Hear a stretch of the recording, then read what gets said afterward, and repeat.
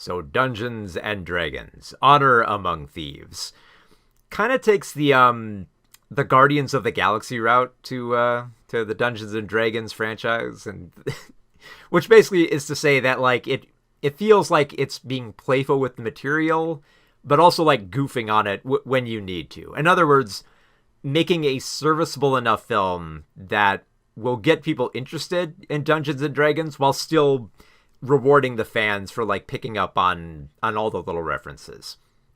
I gotta admit, I kind of didn't have any expectations for this. I'm just like, okay, you know, fantasy adventure, this could be fun. And it turns out it was a lot more fun than I than I expected. And then a huge part of that is deserved for, it should be reserved for the cast here. The casting is so wonderful, and everyone plays off here beautifully. You have Chris Pine playing Edwin, who is a rebellious bard who wanted to settle down, start a family, while at the same time, you know, infiltrating and stealing from people and going on fun quests and all that. But then his wife ends up murdered by a wizard, and he wants to get revenge while raising his daughter at the same time, and wants to find a way to basically bring his wife back from the dead. So he's got a bit of a noble quest here. You know, he's trying to preserve his family, and and of course, you know, he's already got like a Fast and the Furious style family around him. That already cares for him. You got Michelle Rodriguez playing Holga, a barbarian who's very blunt. She occupies most of the action scenes and has like a lot of fun with her role, like especially how she comments on like the different weapons,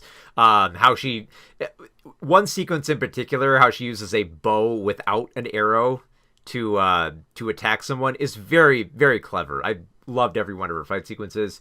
You have Justice Smith as Simon, who is a half-elf wild mage.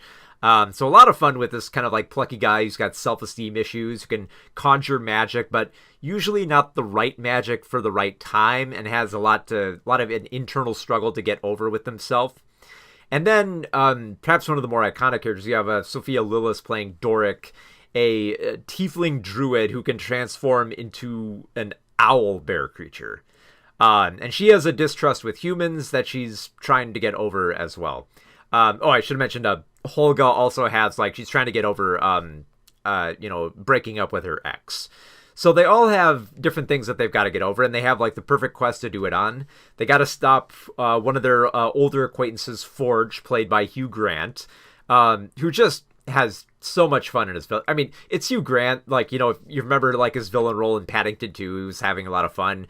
And he's having a lot of fun here, playing just like this, you know, former rogue turned stuffy politician who works with evil people and just snickers and cackles his way through this, just makes like witty and snide remarks here and there, just having a ball, just loving it.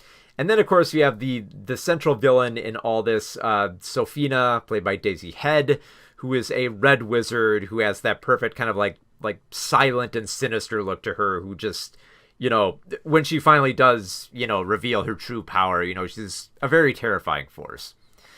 So it starts off as a quest, you know, just for, you know, Egwin trying to, you know, save his wife and also his daughter at the same time. And then slowly turns into a quest to just save the entire land from dark spell of the undead that's going to destroy the land and infect all the people. So yeah, just kind of a fun heist film on that angle, but with magic, and the magic they used on the heist is very clever. They have like little portals that they try to like sneak into a vault through, by sneaking in like some artwork that has a portal behind it. Very clever stuff on that front. They have to navigate through an arena that has like terrifying creatures that can project holograms and a gelatinous cube that eats people. All this fun stuff that's loaded up onto the screen, but it never feels like it's like just like a nostalgic overload for like Dungeons and Dragons fans. Like, oh, here, remember this from the games, and here's here's like the specs on this weapon and this material. It never gets to like that nerdy, like geeky route with like Dungeons and Dragons, but still acknowledges like a bit of it like here and there. Like I'll admit I'm not as up on Dungeons and Dragons. I haven't played it in years. But I have played a lot of like Baldur's Gate. So when they brought up Baldur's Gate at one point, it's like, oh yay, my favorite PC game. So yeah, and I think the important thing is like you don't have to be a fan to appreciate it, mostly just because this script has a lot of fun kind of pointing out the absurdities of this world, like where they try to reason like, why don't you just magic everything away? And it's like you can't do that. And then like they'll have like a silly bit where it's like, well, yeah, I guess we could do that. So yeah, just like a very knowing nature to this material where they can still tell like an epic fantasy adventure, but still find all like the fun and quirky parts to have fun with. Like at one point, in order to get past like this magical spell that's guarding like the ancient relic they need, they have to seek out this magic helmet, and the only way to find it is if they can talk to the dead soldiers of a battle that was like, decades ago. And the only way they can talk to them is if they raise them from the dead. And this leads to some funny stuff where like, they can raise them up from the dead. They can only ask them a few questions, and they might ask too many or they might ask too little. And they just kind of got to add like filler questions. And sometimes they dig up the wrong grave. They get the wrong person, and they realize this person died in an embarrassing way. Just so much fun stuff you can do in that scene, and it feels like the directors really went out of their way to make those scenes a lot more fun than just being just kind of like that dreary bit that you go through within like a fantasy film. So and again, like I said, a lot of that has to do with the actors here.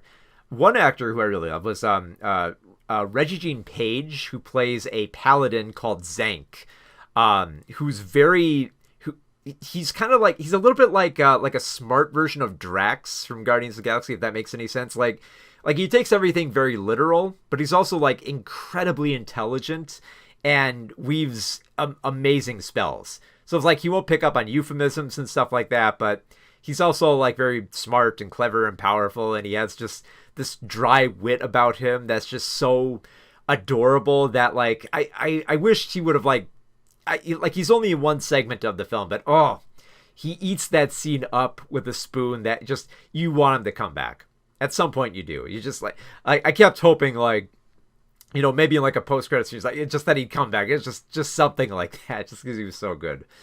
And again, like, because everyone is good in this. There's even a few like surprises. Like I didn't expect Holga's ex to be played by Bradley Cooper, who's like a little short halfling, which further makes you think of like, Guardians of the Galaxy, because the character he played in that. But yeah, it's just it's a fantasy film that doesn't feel like it has to be stuck in its own lore, because like so many like fantasy films will get stuck in like, just this, by divulging like, long ago this happened and such, and you've got to like get through all this exposition.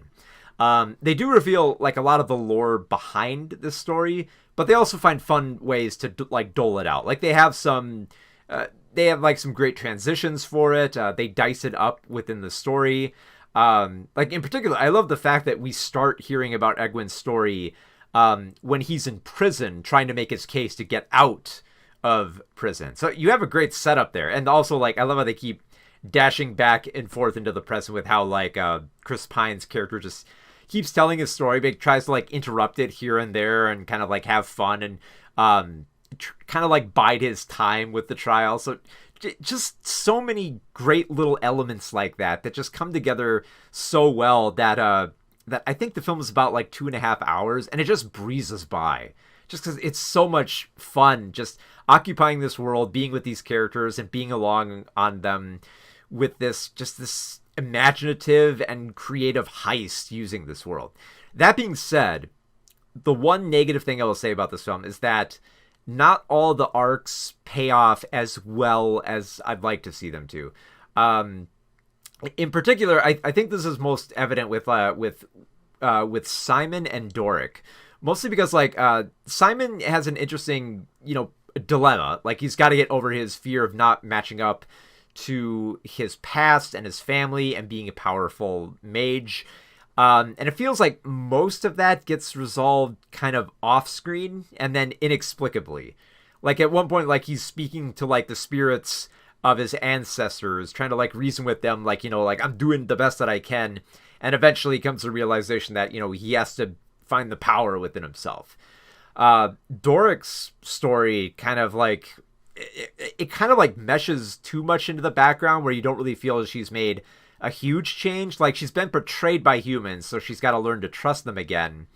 And it mostly kind of comes through in the arena. But mostly, I guess the one thing I can appreciate about Doric is that her change feels like it doesn't involve much dialogue. Like, she doesn't have to speak much. She just needs like a dire situation where she has to prove herself and work alongside her team and build up some trust in them, but also like make sure that they can trust her as well. And there's a decent drive up to that point, but she mostly kind of seems sidelined for it. Holga almost feels like entirely sidelined after we get past like her ex, and then it just kind of becomes, I hate keep coming back to it, but it does kind of feel like Fast and the Furious, where it's just like, it's the family. This is our new family. But that's not a bad thing, because the Fast and Furious films are fun, and this film is fun as well, and it actually has a lot of charisma and character to it. There's a lot of like fun sequences with the visual effects. I love the fact that when they do actually get to the dungeon where they've got to steal like a magical artifact, they have to go through this dungeon that has this tubby dragon just rolling all over the place and smacking into stuff and just just belching out whatever little fire it can here and there. And it's just like it's so weird, but also like playfully weird. It's like, this is fun. This is a bunch of adventurers running through a crumbling dungeon, and there's zombies chasing after them, but there's also this fat dragon who's breaking everything in its path. This is fun. Like at about like the halfway point, you're just like, I'm in this. I'm with this all the way. I want to see what Hugh Grant does. I want to see what the evil red wizards do. I want to like see all the cool magical powers come into play. I want to see Chris Pine smack a wizard with the bard's musical instrument, and he does, and it's absolutely hilarious, and I love it. I love every little bit of this film. Where it's been a while since I've seen like the 2000s Dungeons and Dragons film, but I remember it not being very good, and I'm pretty sure if I rewatched it, I'd probably still have that thought, despite how much I love Jeremy Irons. But yeah, this is just like it's a genuine thrill. Like, honestly, I think, maybe this is speculative, but I feel like it's going to get a lot more people into D&D, especially like the younger crowd who gravitates towards this film, which it's been doing fairly well. So yeah, I adored this film, and it's absolute blast. Oh, the other thing I gotta mention is the sequence where they try to make a magical projection of Chris Pine. Almost had me rolling on the floor with just like the silly stuff that they do with it. Just so much great. It's a fun fantasy heist film, and I don't know any better way to explain it than that. Other than that, it feels like a Guardians of the Galaxy treatment for Dungeons and Dragons. That's probably the best way to sell it. Considering how many people took a shot on Guardians of the Galaxy and absolutely loved it, I feel like that same audience will have just as much fun with Dungeons and Dragons: Honor Among Thieves.